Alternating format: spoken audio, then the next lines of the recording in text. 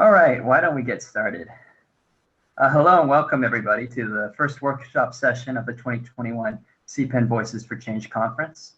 My name is Jeffrey Coe, Senior Project Manager at CPEN, and I'm the moderator for today's workshop, Healthcare Adaption in the Face of Global Pandemic. What can we learn from the rapid adoption of telehealth? We have an all-star panel here today, and I'm excited to introduce them to you. Next slide, please.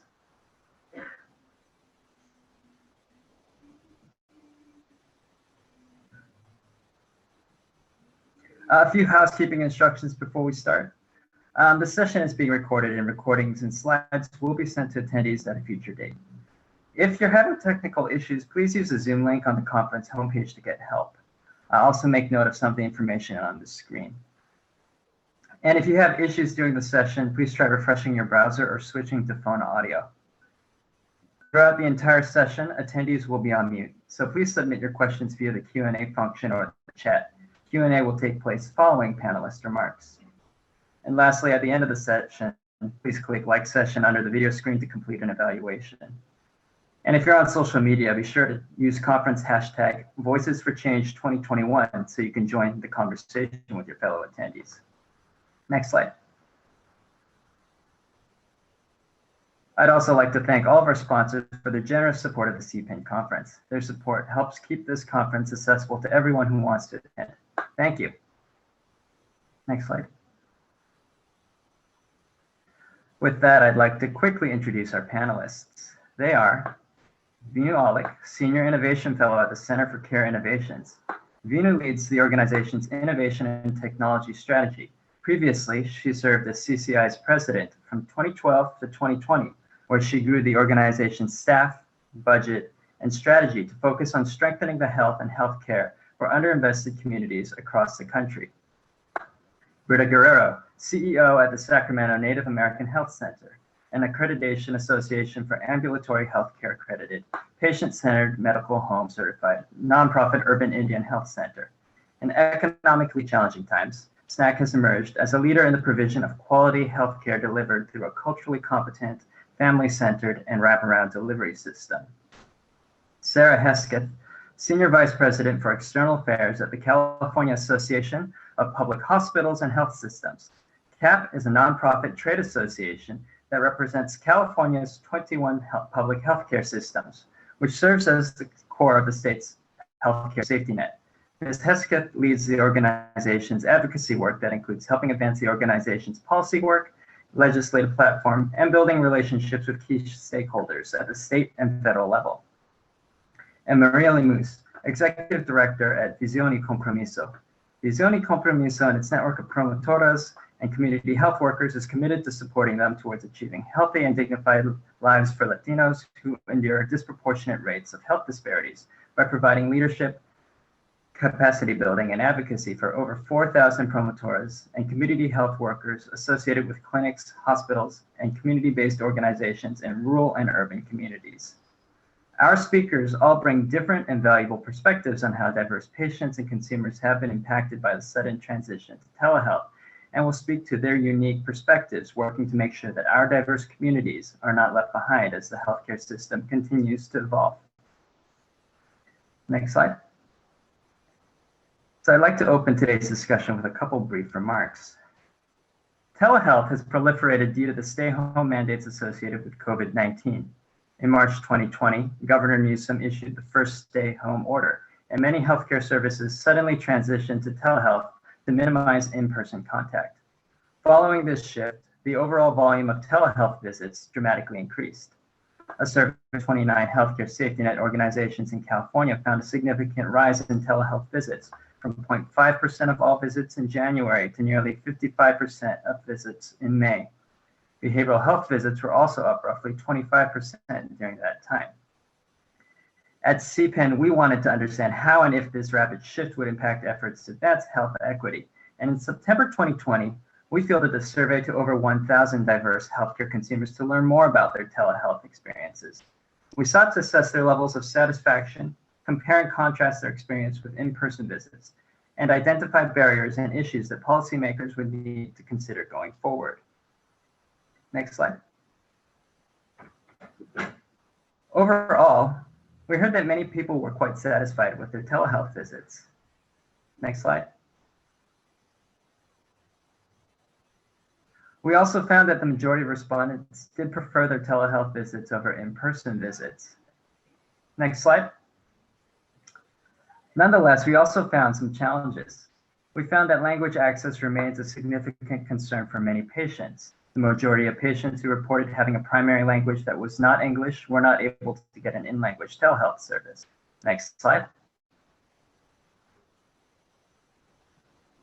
And we also found that many individuals did not receive clear guidance on how to prepare for their telehealth visits, including getting instruction on how to dial in or use a video app.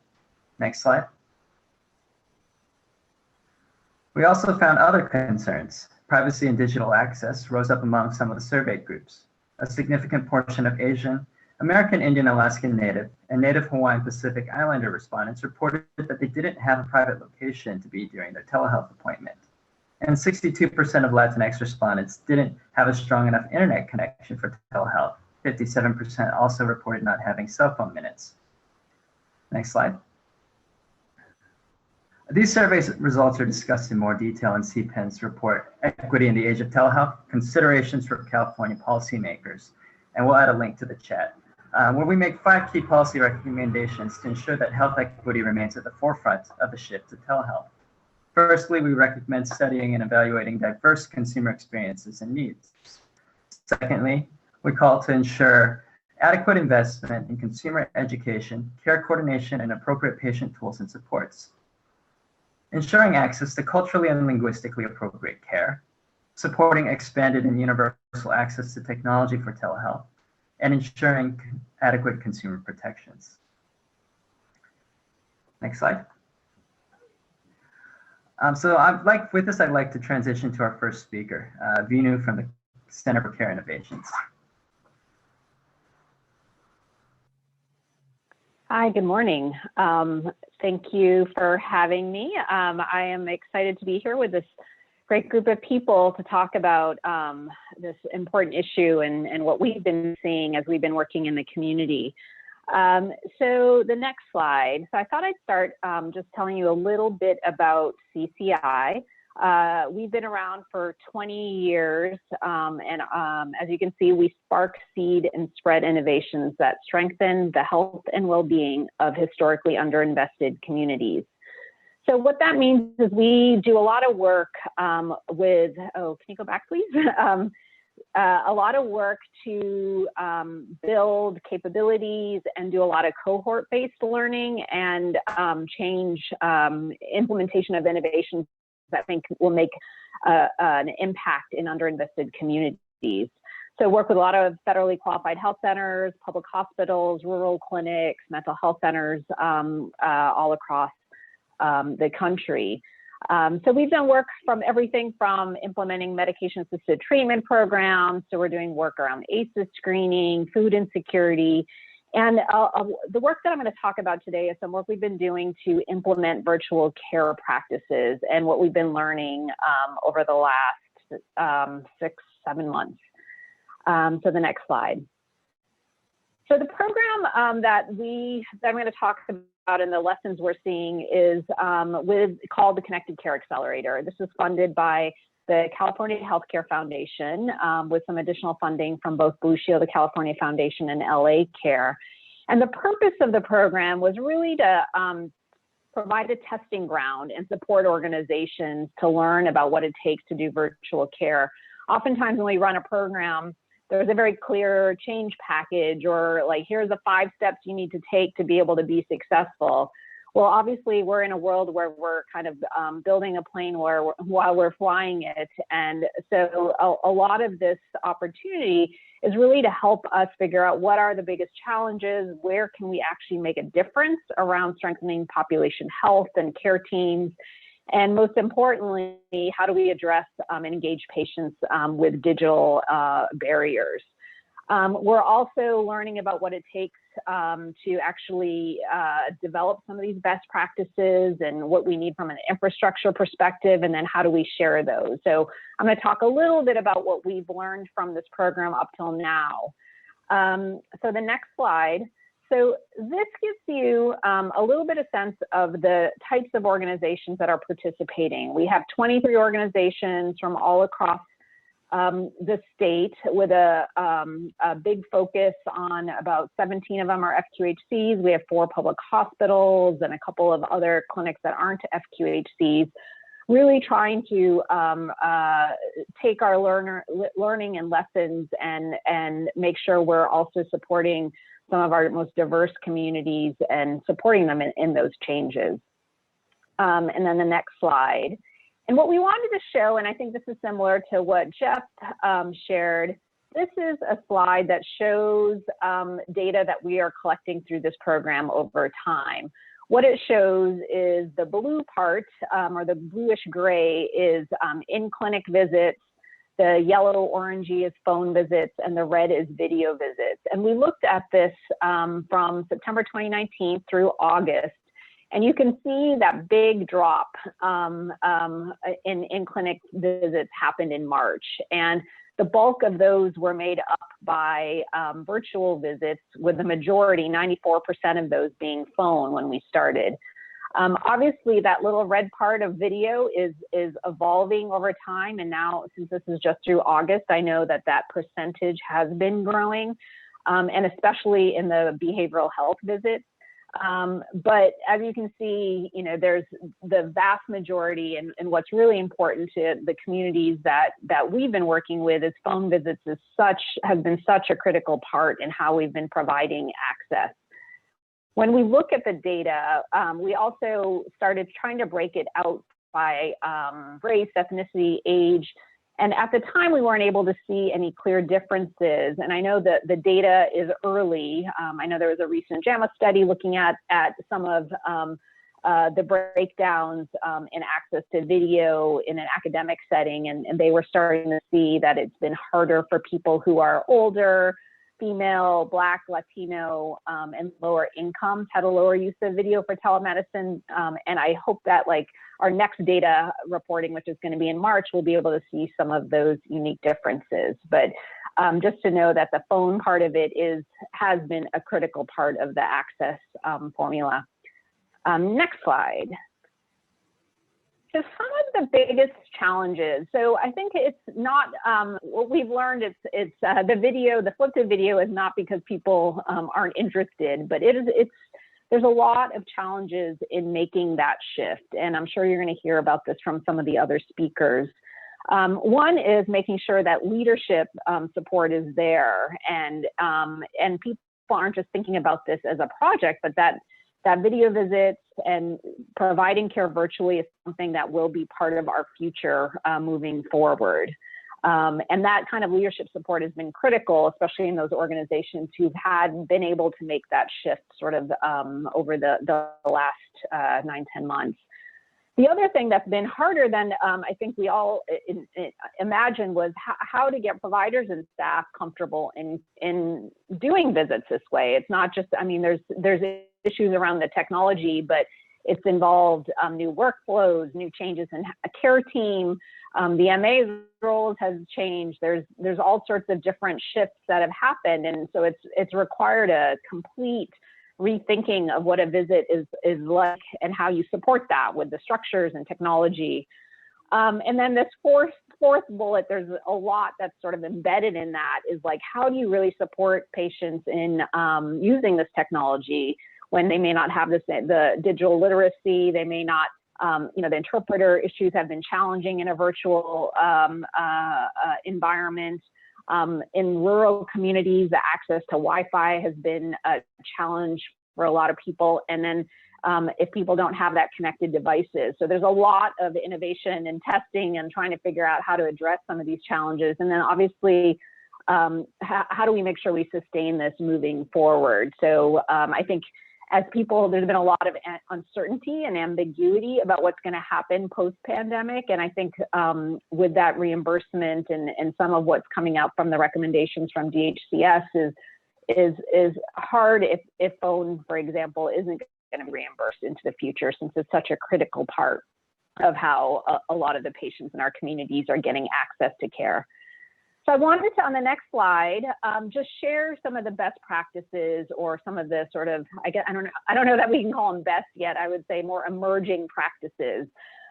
There's been a ton of work being done to workflows and scripts. So a number of clinics are adding this digital equity screener. So when people are checking in, they're identifying as part of their usual check-ins around their health conditions. They're also seeing what sort of digital tools they have, if they have Wi-Fi, and how that might impact what kind of visit they would get. There's also a lot of people who have been starting to shift and doing screeners for depression and a lot of the usual screeners around other health conditions and doing them ahead of time. So people are flipping what happens in a visit so they can take better advantage of what actually happens in that virtual visit. A lot of scripts. And then there's a lot to try and get the patient ready. So we've seen everything from people creating instructional videos. There's people conducting group Zoom classes around remote patient monitoring and figuring out how to educate people in completely different ways, onboarding. So a lot of the MAs and different roles have been shifting so that there's calling ahead of time, doing tech troubleshooting. A number of clinics have brought in volunteers and tech advocates to prep people with these kind of visits. And even some organizations have started using Zoom breakouts in a way where a patient may be in one room and then the different providers come into that room. So a provider can have like 4 or 5 Zoom rooms going at the same time. So a lot of like really interesting things to leverage, like really rethinking what the visit looks like. And then obviously a lot of experimentation, realizing that patient portals are going to be a critical part of this moving forward. And how do we get patients up on the portals? How do we leverage text messaging? So a lot of people trying to figure out, they had tools in place. Now, how do we really optimize it? So those examples, so the next slide, we've captured some of those. We wanted to give people some resources, and there's a number of interesting resources, and I'll drop them in the chat afterwards, where we have created what we call our Telemedicine for Health Equity Toolkit, which has scripts and evidence on leadership and things like that. We've had a number of webinars that we'd encourage people to look at, where we're trying to highlight some of these best practices, and even seeing videos that have been being created from some of the clinics. And then last week, CHCF just released a great paper on how we start thinking about reimbursement, which is obviously on a lot of people's minds, and how do we get the state to think about reimbursing for telehealth moving forward, especially for FQHCs. So I'll just end with the last slide, just thinking about considerations moving forward. There's still a lot of work to be done. I mean, everyone, I've been working on innovation and changes for like half my life, and in this past year, we've seen so more innovation than I've seen in a really long time, and people are rethinking everything. And how do we figure out better approaches for supporting patients, and how do we do better around interpreters and digital literacy? So there's a lot more that we need to figure out there. We also know that that virtual care is, to Jeff's previous slides, patients like this working and having visits in this way. And we've created all these new access points for care, reducing no-show rates, like seeing such a big change. And how do we make sure that, the recent DHCS policy recommendations aren't supporting phone? What can we do to make sure that is an option into the future? So we're we think it's really important that we continue to share best practices. As I mentioned earlier, there isn't a clear playbook right now, and we're trying to not reinvent the wheel. So we're going to keep moving with this program. We've also launched another program with Kaiser Community Benefits. That's going to be a national program with a big focus on how to address homeless populations as well. So really excited to hear from the next speakers, and we'll just turn it back over to Jeff.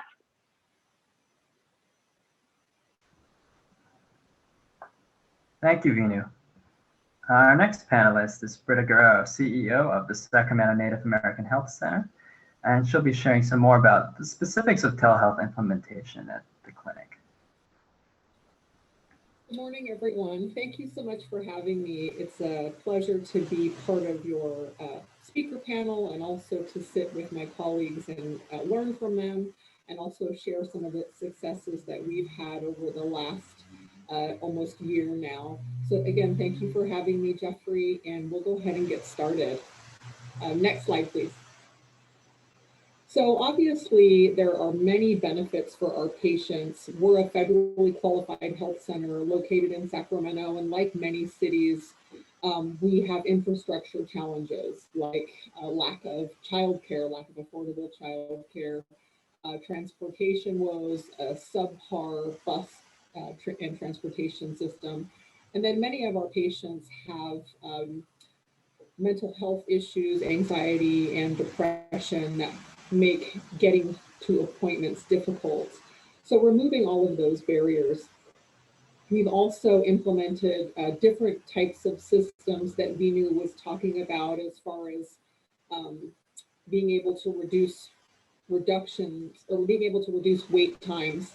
And we've utilized Zoom group visits where people are having a behavioral health support group or they're participating in a support group and they can be waiting for a patient to no-show so that they can slip in and get a one-on-one appointment. So there's a lot of things that we've taken to make sure that patients aren't waiting too long for their appointments.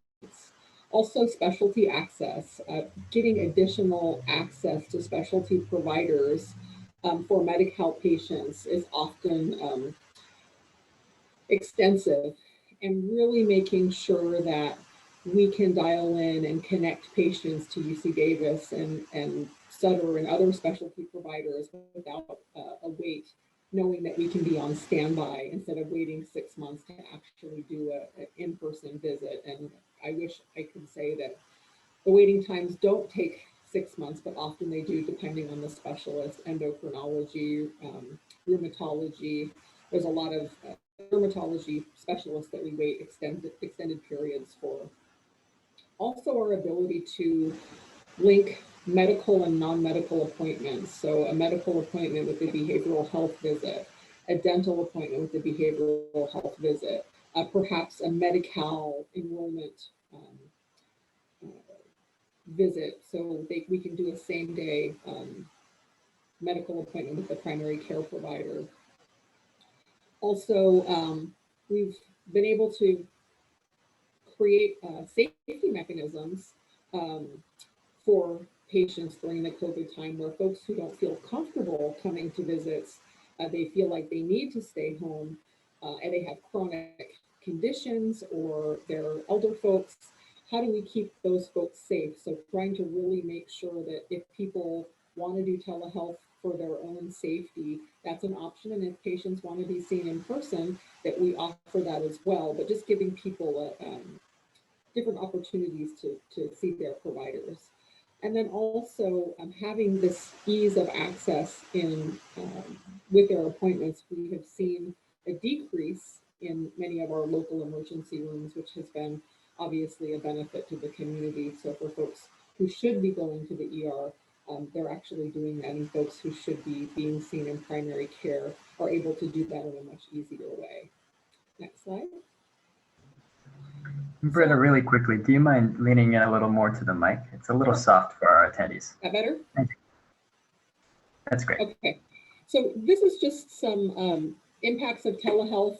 Obviously, in January and March, we were just hearing that, okay, here's a pandemic and we're going to have to respond very quickly, and how we did that over the course of about a week.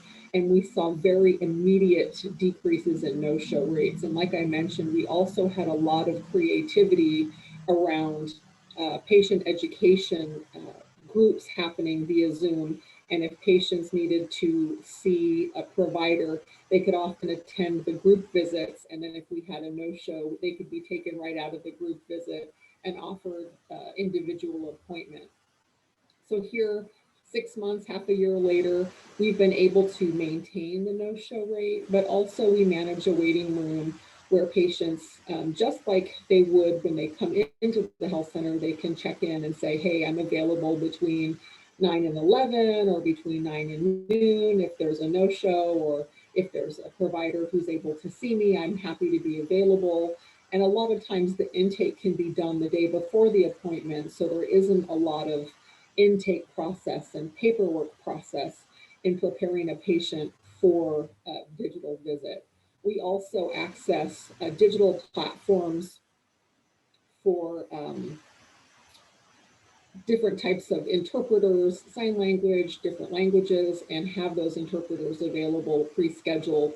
But we also have those interpreters on standby, just in case we've got someone who has language access needs in one of our waiting rooms or is needing a same-day appointment. So our managed care plans have really worked with us to make sure that we have access for patients who actually have the ability to utilize phone and telehealth related visits.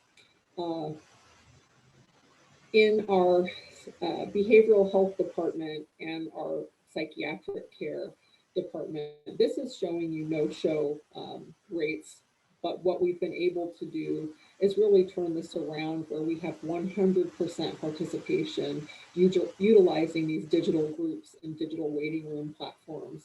And patients have really shown that they're very satisfied with this waiting because they're doing it at home. They can be making breakfast while they're waiting, or taking care of kids while they're waiting for a call, or while they're doing a group education, waiting for a visit. Let's see, next slide, please. So there are, with every new implementation, things aren't perfect. We're learning as we go.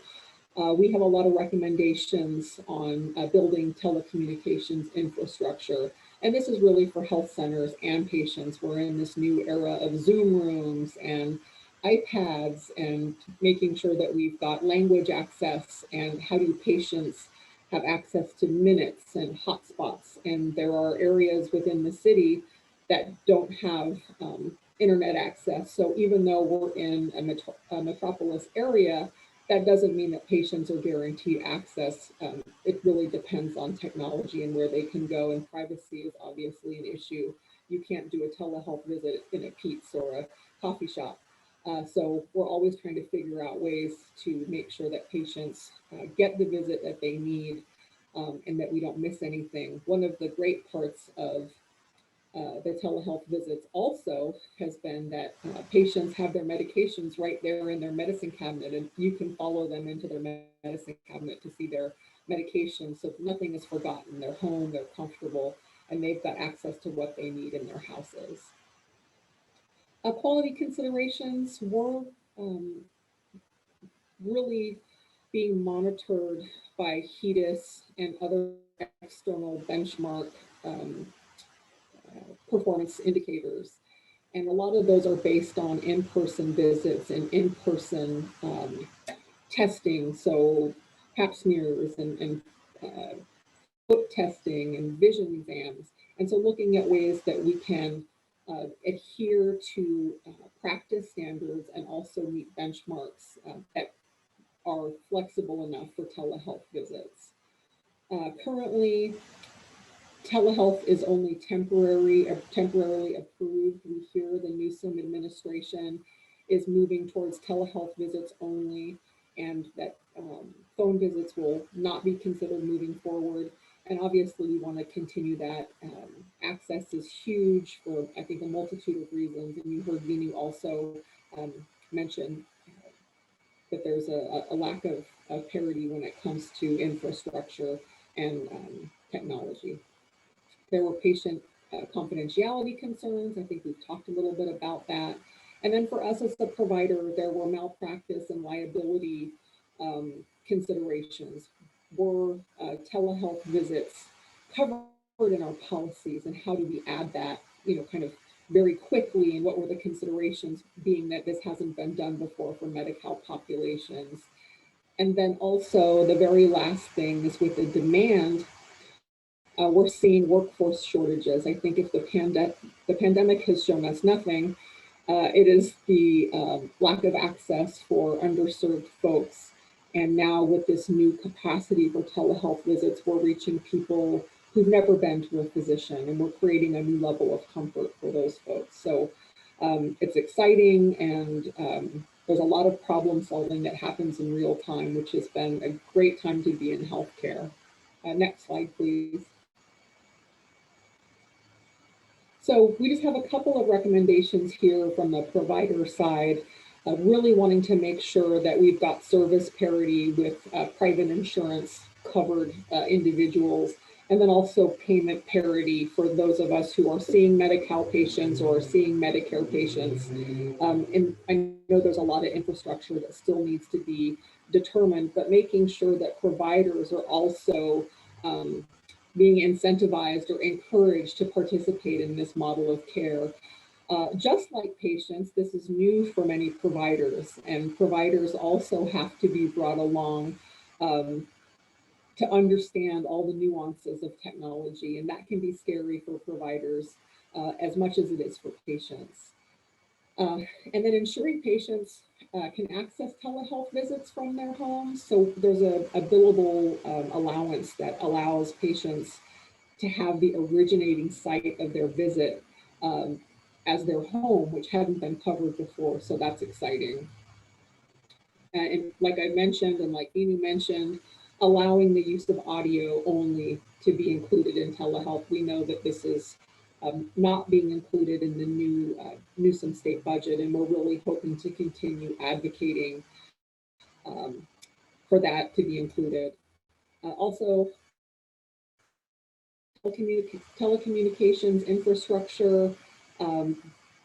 There are so many varying degrees of access, and like most systems, we see underserved, low-income communities of color having the least infrastructure investment in telecommunications. So how do we figure out some way to increase that capacity? And then, just like Vinu mentioned before me, this has been a very exciting time, and COVID has allowed us to really be in this state of flexibility and creativity, trying to figure out systems that work best for our patients. And I'm hoping kind of the timeline that had been anticipated before was a 2-year implementation to telehealth. And providers like us who work in low-income communities, we were able to transition in 5 days. And so the flexibility and the creativity that the pandemic has brought into the health center for us has just been paramount as we move forward and trying to figure out ways to meet our patients where they are. And it's really been an exciting time. And I've just been so privileged to be a part of it. So thank you so much. And I will turn it back over to Jeffrey. Thank you, Britta. Our next panelist is Sarah Hesketh with the California Association of Public Hospitals and Health Systems. Good morning, everyone, and thank you for the opportunity to be here. I'm going to build on a lot of what Vinu and Britta already have shared and talk a little bit about the public healthcare system experience in telehealth. So let's go to the next slide, please. Just as background, the California Association of Public Hospitals represents 21 different public healthcare systems throughout the state that include all of the county owned and operated or county affiliated and the 5 University of California medical centers. Together, they really serve 3 important roles in their communities. One is major safety net providers. A lot of the patients that they serve are Medi-Cal and uninsured. The second is providers that I would say of critical community services, whether that's burn, rehab, specialty care. There's a lot of services they provide that they're the only ones in the area that provide that. And then third is medical training. They train more than half of the next generation of doctors in our state. So the kind of ramp up with telehealth has had many different impacts as we've thought about kind of just the role that they play in the broader healthcare delivery system. Okay, next slide, please. So what has been the kind of experience from a telehealth perspective, from a provider perspective related to telehealth? Prior to the pandemic, very few of our systems were consistently using telehealth as kind of the way that they were providing care to their patients. Many of them were just heavily reliant on in-person care. And so when the restrictions went into place in the spring of last year, the initial ramp up was very focused on just getting something off the ground and going. And what that meant was some of the workflows and processes that were put in place may have varied from clinic to clinic. So you could have one system that might operate 10 clinics within their system, and they could have slightly different workflows and processes within some of those clinics, because the whole focus was, how do we get something off the ground as fast as possible and minimize, or I should say limit, the potential impact or disruption to our ability to continue to see patients. We really wanted to, as Britta mentioned, get something going as fast as possible. In doing that, there was a heavy focus on the use of telephone. It allowed for that quick transition, and many of our systems at the time didn't have video technology up in place. And so relying on that phone was actually quite important. All right, next slide, please. Since, I should say, over time, so since kind of the spring, systems have really moved to creating much more kind of standardized workflows and processes. What that means is really thinking about how to optimize workflow, thinking about all of the components that go into a traditional kind of in-person visit. How do you then transition that in a more standardized way if the visit is happening virtually? So that includes all of the pre-work that would happen prior to the appointment, the coordination with the patient, getting information from the patient before the appointment takes place, making sure that the provider care team is all kind of on the same page prior to the visit. And then once you have the visit, all of the follow-up that might need to happen, whether that would be a follow-up appointment, coordination with other members of the care team, follow-up with behavioral health, or kind of a warm handoff to specialists or what have you, and so forth. Really kind of thinking about how to integrate all of that work into a virtual visit in the same kind of standardized way that you do in person. In addition, there's been a lot of support, a lot of work trying to identify what support needs are for patients. Vinu and Britta both talked about this, but this has been a challenge that I'll talk about a little bit later, but really thinking about how do we help patients feel more comfortable with the video technology, but even getting onto phone. What information do they need ahead of time to feel comfortable and prepared for their visit? That includes 24/7 support lines that our system in Contra Costa has implemented, really helping them get onto a patient platform ahead of time. Alameda Health System has redeployed staff to be tech advocates so that they're calling patients and helping them sign up for the video platform beforehand in the patient portal. And so there's continues to be quite a bit of work in this space. And then I would also mention a lot of work on designing and implementing video platforms. The majority of the telehealth visits that we're still doing today are still done by phone. All of our systems are in various stages of kind of implementing their video platforms, and some of them won't be up and running for a little while. All right, next slide, please. So what are some of the benefits that we've seen from telehealth? And this is going to be consistent to my colleagues that have already presented. One is obviously improving access to care. Telehealth has been absolutely critical in helping our providers stay in contact with their patients during the pandemic. Some of the types of visits that we've heard that have been the most effective have been what we've referred to as talking visits. So visits where providers and patients are talking about changing medications, discussing chronic disease management concerns, addressing pain management, behavioral health visits. Those are the kinds of visits, some of the types of visits that have been the most effective to be done virtually. In-person visits obviously are still heavily focused on things that you can't do virtually. So that would be vaccinations, procedures, women's screenings, developmental screenings, and so forth. I would just add on that we have also seen a reduction in no-show rates due to a variety of reasons. It's easier for patients to be able to call into their appointment or access their appointment if they don't have to take off work or find childcare or what have you. So fewer patients are missing scheduled appointments than were prior to the pandemic. We've also noted that some providers really report seeing patients that they never would have otherwise been able to see in the clinic, that they're just able to contact certain patients that might not otherwise show up in person, that telehealth has been a critical avenue into connecting them with important services. We've also seen that this has been more efficient for patients. Jeffrey talked about this in the survey that CPEN I know did. It's easier to connect with a provider or care team when you're at home or during your lunch break without having to take off work or take the bus to come into an in-person visit. So that's been a real benefit that not only matters during the pandemic, but obviously going forward once we're past the public health emergency. Another benefit that I would also highlight, and there's still a lot more to learn here, but that would also be improvements in quality. We have one system that reported better blood sugar control for their patients in their diabetes management program compared to the pre-pandemic rates that they had once those touch points moved to be over the phone. And that might have just been because it was easier to stay in regular contact. There could be a variety of reasons, but there's a lot more to learn here about where there are opportunities from a quality and outcome standpoint due to telehealth.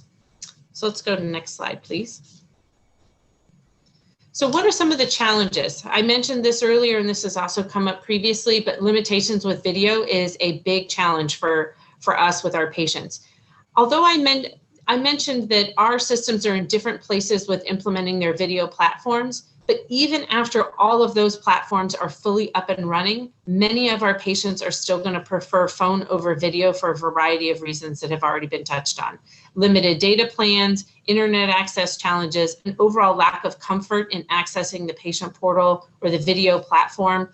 And so we are continuing to think about how we can support patients, but there are some structural barriers that are difficult for us to just be able to solve from a provider perspective. And so keeping phone as will be an important modality going forward, until we can make sure that everybody in our state has equal access to video technology and to internet. We're going to need to try and maintain phone as an important modality for our patient population. There's also more work I think we can do on strengthening interpreter services. Jeffrey noted this in the survey as well. Our systems have robust interpreter programs in place, but they're working to improve and seamlessly integrate those interpreter services with video. This is less of a challenge with phone, where you can just have a three-way conversation, but there is more work to do on the video side.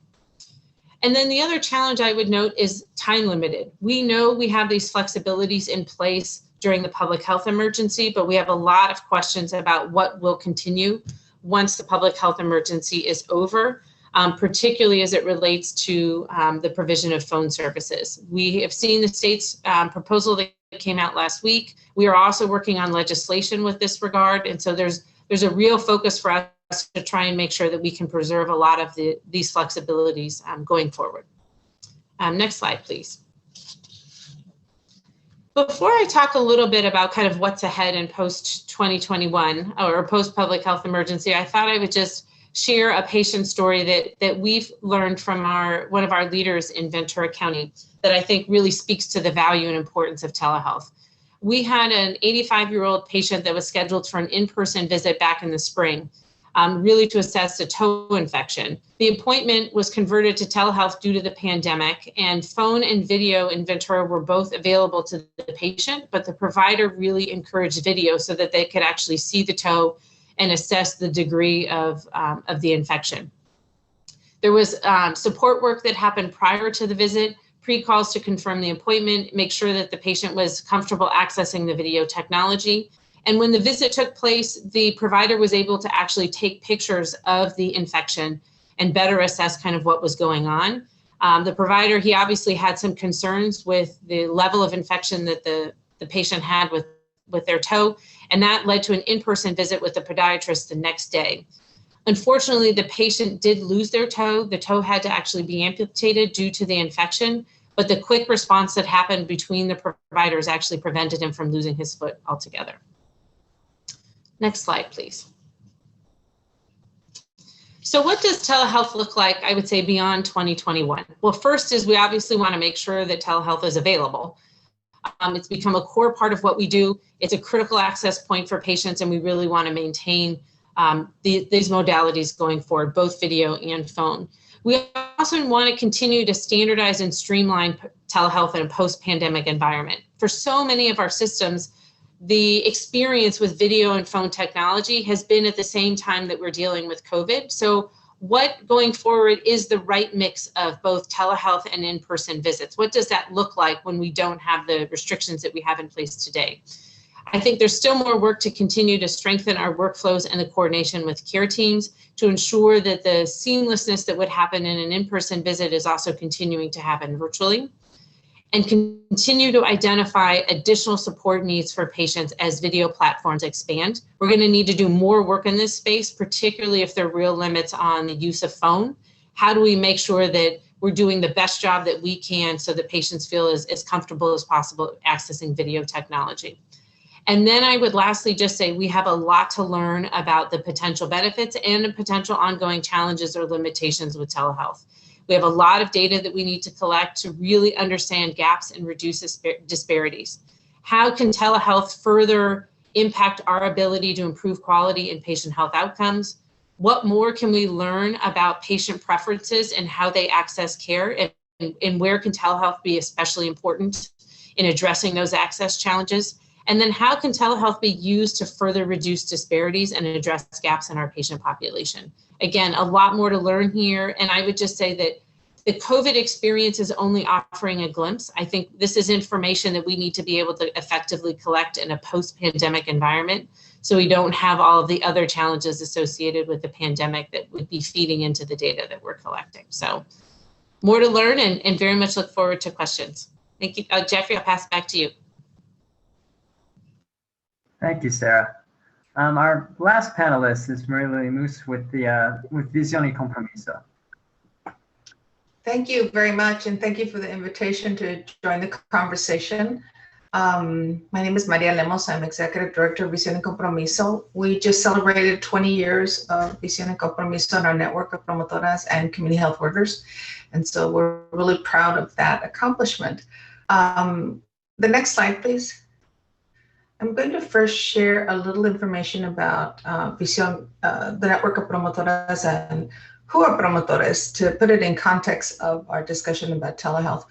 Promotoras have a history throughout the world as Russian felders, barefoot doctors in Latin America, and all over the world. We have had these wonderful leaders who have developed and been the resource for our local communities. It is recently that within the last few decades that modality has arrived in the United States, during the 60s, really, with community health outreach workers and other kinds of activities during the war on poverty. So it's kind of important to put it in context that the model has not always been here. It's fairly recent to the United States, and its introduction and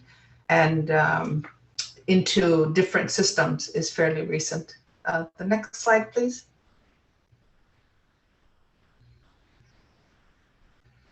Carrie, thank you. So who are promotores? Promotores are men and women. We're different ages. We're different, we're daughters, we're mothers, we're grandmothers, we're fathers, we're Indigenous, we're Afro-Latina, we're Asian Latina. We're a lot of different combinations. We come from countries across the Latin America as well as other countries. And what's important is that there's no one person who reflects who a promotor is. The way that we describe is really that person in the community who has what we call espíritu de servicio. And if you go to the next slide, Carrie.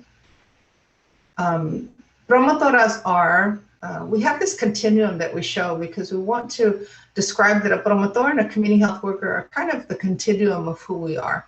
And community health workers have traditionally been found in systems, in hospitals, in clinics, and in county health systems.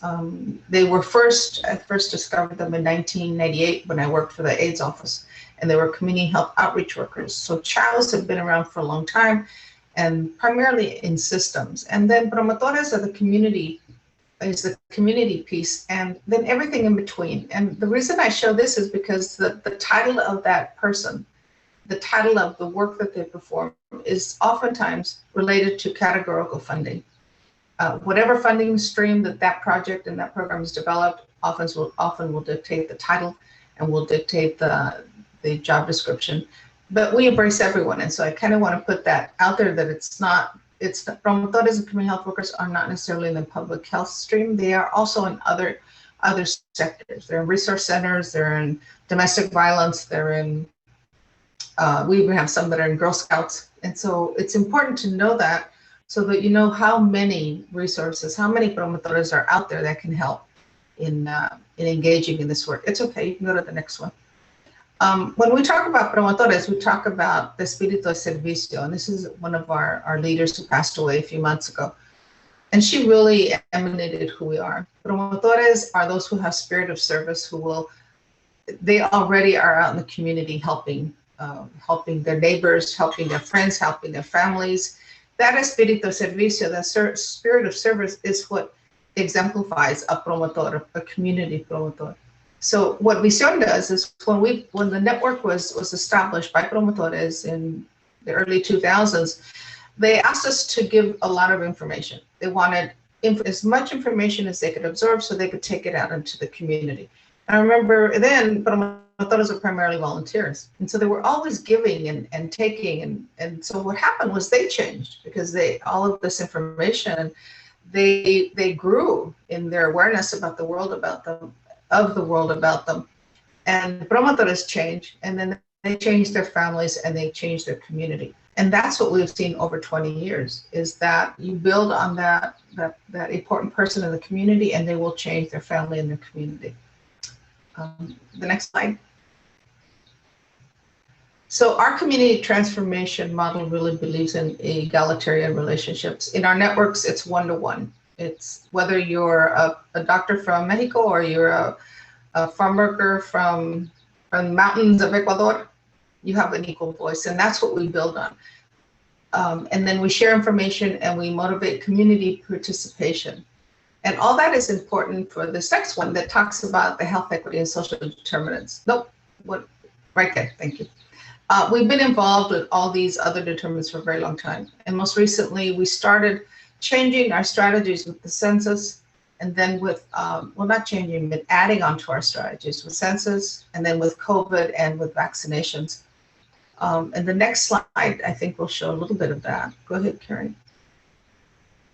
So right here, it shows you that we started working with the census, doing canvassing, door-to-door, virtual classes, Facebook, and phone calls. And that works really well because promotoras are well known in the community and they're able to get information. With COVID, we had to add to that strategy because of the limitation of going down in the community. So we started really looking at virtual. Actually, in March, we went almost all virtual. Our trainings are virtual. We still do our organizing virtually. We still do our messaging through Facebook. We do a lot of texting. We do a lot of other kinds of virtual information. It has been a test to do that, not only for our staff, for promotoras, and I'll talk a little bit about that. In vaccination, we're right now working with several counties to do outreach and education about vaccination. We have webinars, we have Facebook Lives really talking about the reality of vaccinations as we continue to work on COVID-19 outreach and education and sharing with our community about the best thing that they can do to protect themselves and their families. The next slide, please. This is an example of what some of our promotoras in Los Angeles did with outreach in Los Angeles. This was a 2-month project that we finished. 23 promotoras. They hit different spots in Los Angeles. Go to the next one, I'll show you the numbers. And it's important to note the numbers because, go to the next slide, please. Right there. Because in 2 months, they were able to conduct 4,740 activities alone. They were in person, but they were virtual group meetings and virtual outreach. It was a combination of all those activities, adding to the in-person piece. And you know what the success, I think, of Visión and Compromiso for the majority of our time has been that we form these relationships with other promotores and with community members. And we have Amputatio, which is kind of a welcoming. We're very hands-on. We're very personal, and so adding this virtual piece to what our tradition is in our community has been very difficult for some. It's taken us months to get to the place where I think we now accept it and we are training and we're understanding, but it takes a lot more time. So the trainings that we do now have an extended period because there's processing that has to go on. But they're very successful once they're completed, as you see by this outreach. The 23 promotoras, we spent a lot of time in training and education, a comfort level for them to use the virtual platform, and for them to combine it with doing outreach. You see that they have masks, they're well protected, and still they have to do virtual outreach through, we do telephoning, we do texting, and other kinds of activities that you'll note in the next slide. The next slide, please.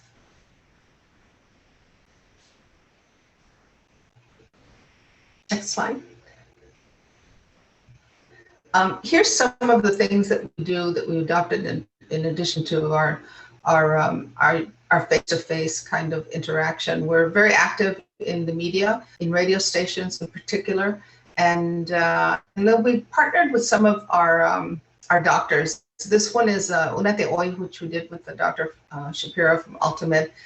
Very energetic. He's comes from the community, and we partnered him with PROMOTORES so that they could get a relationship. They could establish a relationship with the medical profession as well as with PROMOTORES who are adopting that methodology.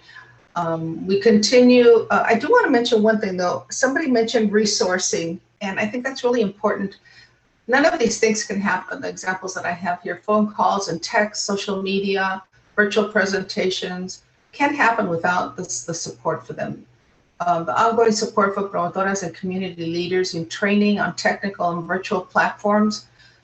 We've been very successful with our virtual campaigns, but we've spent a lot of time training staff as well as training our promotor community and community members in using those platforms. All of us, I think, have mentioned the lack of broadband in some places, the lack of accessibility, the lack of privacy, and still they're willing to learn, and they're willing to learn some of those skills, especially the facilitation skills, phone banking techniques, data collection.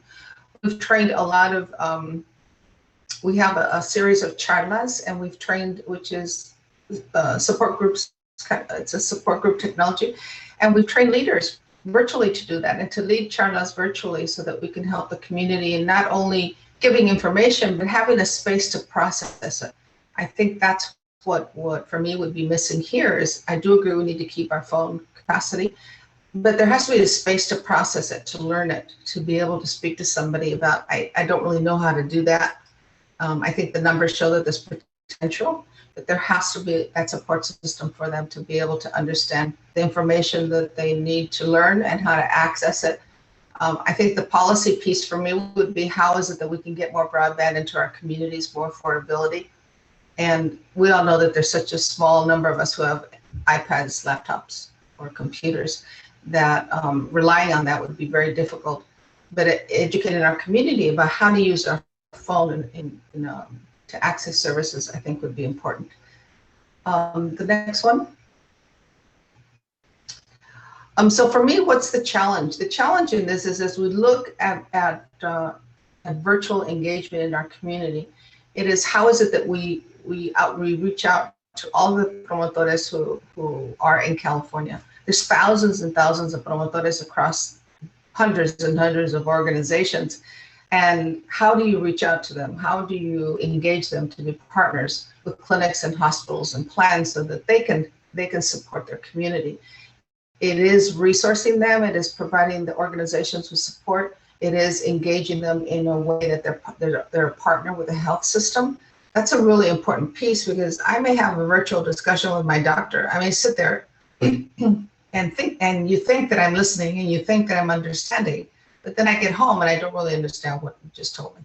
And so who's going to be that partner? That partner is going to be the promotora, or somebody who in the family who knows a promotor who can help them decipher what just happened and continue with that health regime that is so important for our community.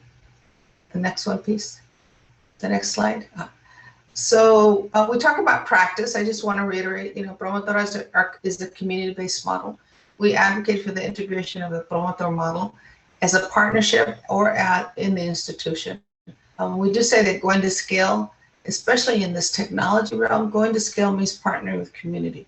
It means really partnering with an agency, a community-based agency that has these resources, that has the network, that has the ability to go deeper in the community to give that next level of information and education to the patient who's just been to a clinic or just been to a hospital.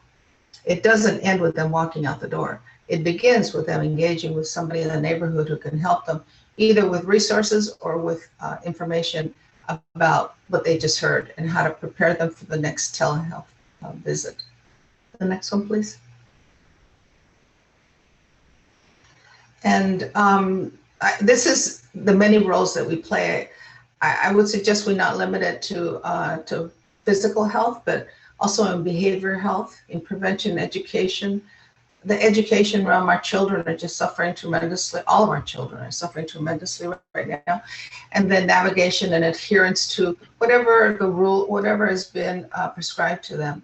We think that navigation and adherence is really an important piece. Promotoras can help with that. Engaging us in the telehealth piece, we can't be in the room, of course, that's an interpreter's role, but certainly that warm handoff. And then if the promotor understands what the telehealth scope is and all of the resources that are available, I think that next step for telehealth is not only the visual, but it is then how can I take advantage of telehealth resources in the community and have someone guide me through those resources so I can benefit from them and hopefully be healthier. And of course in prevention, that's a big piece for messaging, for getting trainings out there, for information. We're really active in the prevention and control piece. And I think that the more, I don't think we're gonna lose telehealth. I think it's gonna be part of us from now on. And so how do we help other agencies adapt to that and adopt telehealth trainings? The technology expertise is not there in most CBOs. Certainly took us a while to rev up to it. And I think investing in that for CBOs would be important. The next one. And so what can we do to get there? I think the integration of the PROMOTOR model at all sectors of this telehealth is not just about that one visit. It is really preparation and implementation after they leave, integration of resources. So looking at how the model promotores can help with that. Support community training and base building, really look at how it is that we can invest in building that community piece to help with the telehealth. And there are promotores at all different levels.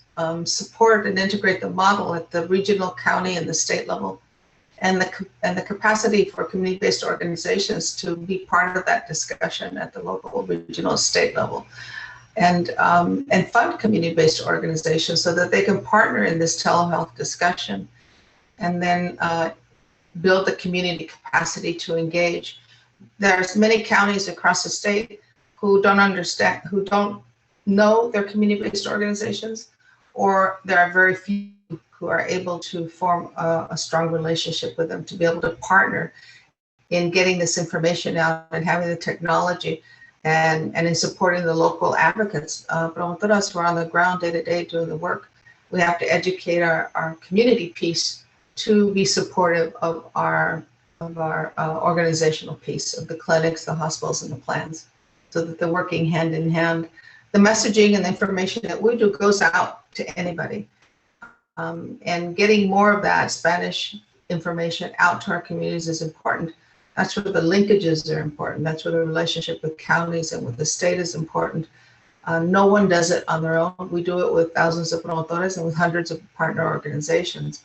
I suggest that in this movement to telehealth, that's what we do. We partner with all of our resources in the community. The next one. And this is what we believe in, that we're working towards a healthy and dignified life. This is my contact information. Happy to share anything. I'm really pleased to hear all the things that are happening in telehealth. It is a new arena for most community. And most communities are not familiar with it and the importance of it. And so I think we need to engage more community in the process and the guidelines that are going to be established going forward. So thank you very much for the opportunity. Great, thank you, Maria. Just as a quick note, I know we're at 12:30, which is the original scheduled end time for this workshop. We will be able to answer a few questions though, so if you want to stick around and participate in Q&A for a little bit longer, feel free to stay. Otherwise, if you're interested in attending the finance office hours, those will be taking place in a separate session. For the panel, firstly, so we've heard about a number of the benefits of telehealth technology here today. But what about some of the challenges you've experienced, particularly for communities of color? And then thinking forwards, going later into 2021 and 2022, what are the outstanding opportunities to reduce disparities for communities of color in the telehealth arena? And Vinu, if you'd like to start, and then the other panelists can jump in, that would be great. I just want to highlight one group that is really important. Accessing, not understanding the language is really important. Imagine a Mixteco coming here, not speaking Spanish. They speak their own language, of which we have many indigenous languages in California. They don't speak Spanish, so they have to get by Spanish to get to English. And there's very few resources for them to be able to do that. So I think telehealth has to go a long way to understand the diversity of our community, and also the health literacy and just the literacy issue. Not everybody is literate or has the ability to understand a lot of the messaging. And so for it to be relative to our community would be really important.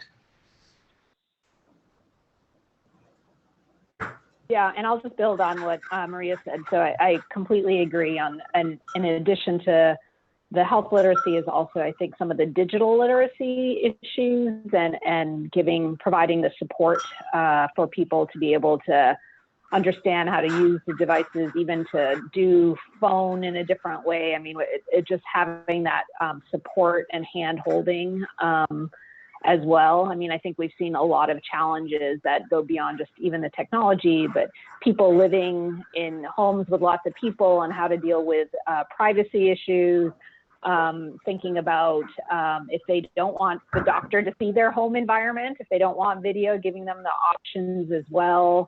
I think also some of the elderly populations and homeless populations and meeting people in different places. So those are some of the challenges that come to mind for me.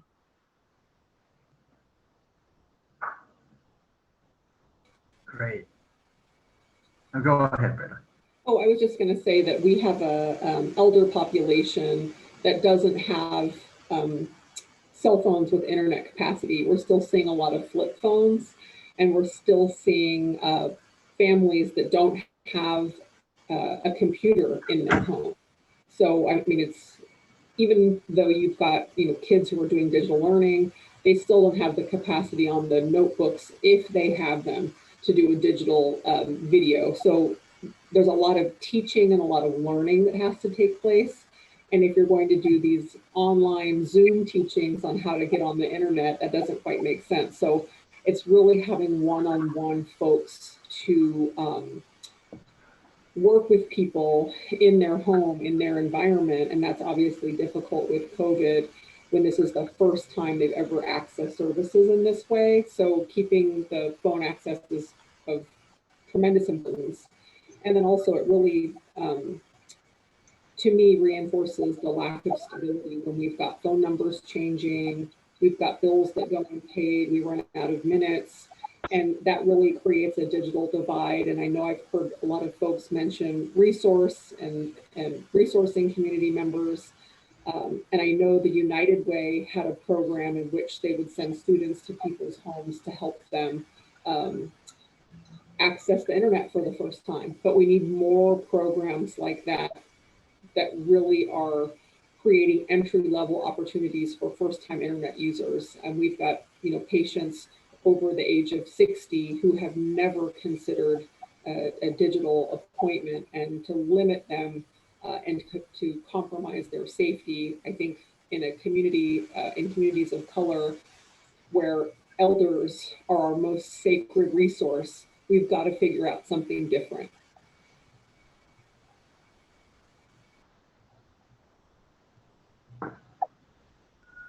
And Sarah, did you want to add anything to that? They've covered it all. I would say the literacy challenges, the digital divide, additional work with interpreter services, and then all the additional support that I think some that providers can do, but more work across the board to help patients feel comfortable have been some of the big ones. And then there's just a lot more to learn.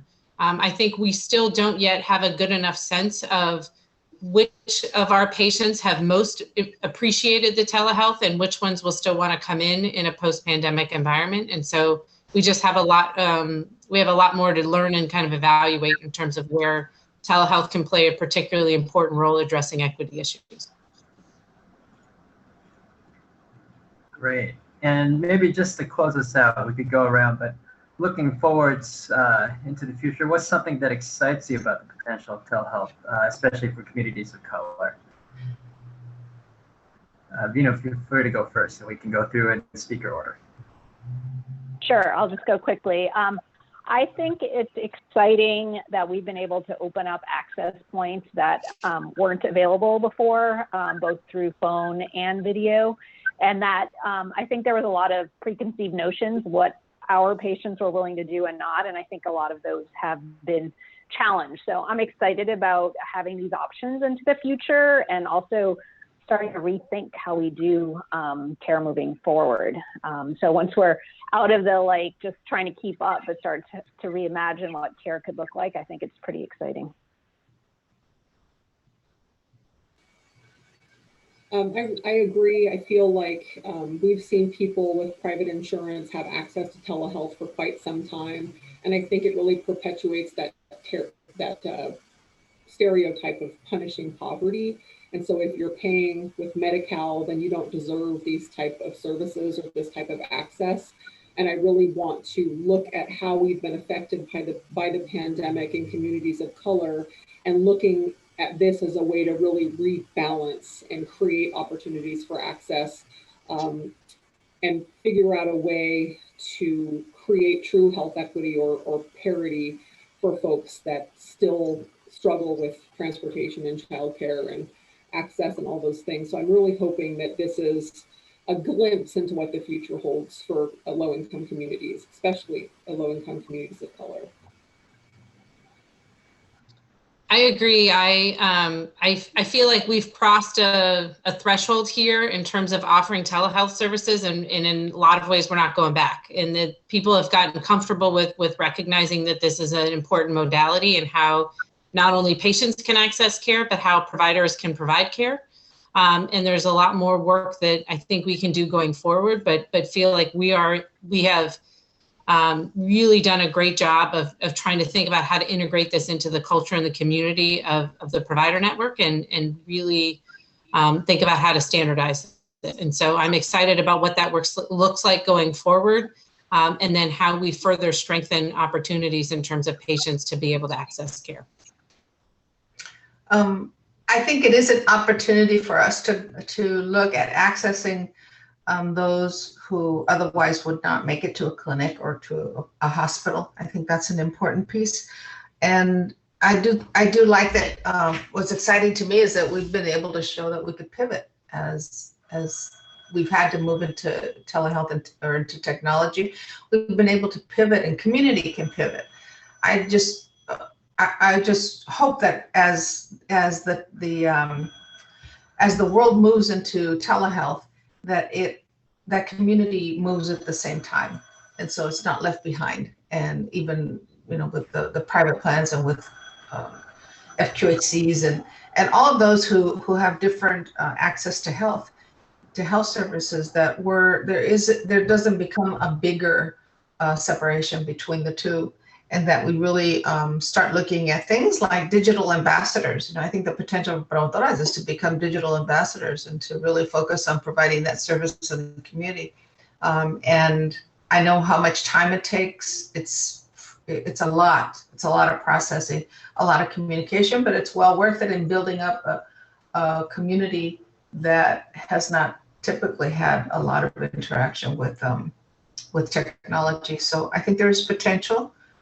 I think the devil's in the details. So I hope as policies move forward that they remember that not only the plans, the hospitals, and the providers move forward, the community moves forward at the same time.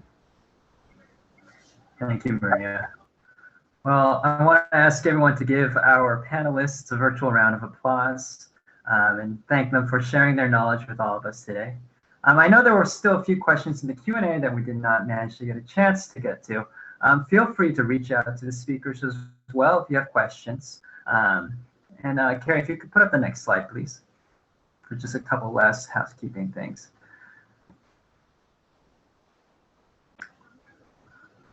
Oh, maybe we don't have the slides anymore. Oh, 1 second. Right, so just in closing, so finance office hours are ongoing right now. If you have questions about running a nonprofit organization and questions about finances, definitely drop in and get your questions answered. Also, please remember to check out the virtual exhibit hall to connect with our sponsors. Before you all go as well, if you could click rate session to complete a quick evaluation of this session, we really appreciate it. And lastly, be sure to come back tomorrow for day 2 of 3 of the CPIM Voices for Change conference. Once again, thank you to all of our fantastic panelists, and I hope you all have a wonderful afternoon.